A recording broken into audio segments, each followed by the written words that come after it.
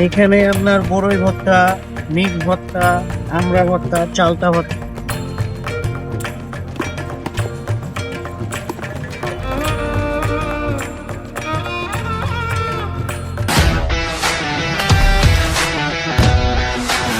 আসসালামু আলাইকুম এভরিওয়ান, সবাইকে নতুন আরেকটা ভিডিওতে স্বাগত জানাচ্ছি। তো আমি এখন আছি রাজশাহী ইউনিভার্সিটি বুদ্ধিজীবী চত্বরে এবং এইখানে বেশ কিছু ফেমাস ফুড আছে, তার মধ্যে অন্যতম হচ্ছে মিক্সড ভর্তা, কলা ভর্তা।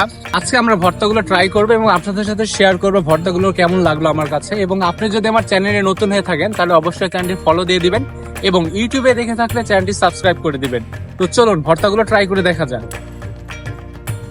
আশেপাশে অ্যাভেলেবল সবকিছুরই ভর্তা পাওয়া যায় এখানে, এবং রাজশাহী বিশ্ববিদ্যালয়ে এই জায়গাটা খুব ফেমাস একটা ফুড জোন। আর রাজশাহী বিশ্ববিদ্যালয়ের টপ কয়েকটা ফুড রিকমেন্ড করতে বললে আমি অবশ্যই কলা ভর্তা এবং মিক্সড ভর্তাটিকে রাখবো। এবং আপনি রাজশাহী বিশ্ববিদ্যালয়ে আসলে অবশ্যই ভর্তাগুলো ট্রাই করবেন। এখানে আপনার বড়ই ভর্তা, মিক্স ভর্তা, আমড়া ভর্তা, চালতা ভর্তা, পেয়ারা মাখানো, তেঁতুল ভর্তা, বিভিন্ন আইটেমের ভর্তা।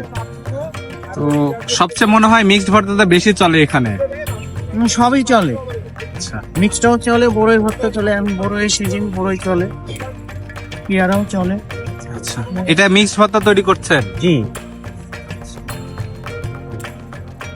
তো ভর্তা কত করে, কোনটা কত করে বিক্রি করেন? সব 30 টাকা কাপ, এক কাপ আচ্ছা, 30 টাকা, এক কাপ 30 টাকা? হ্যাঁ।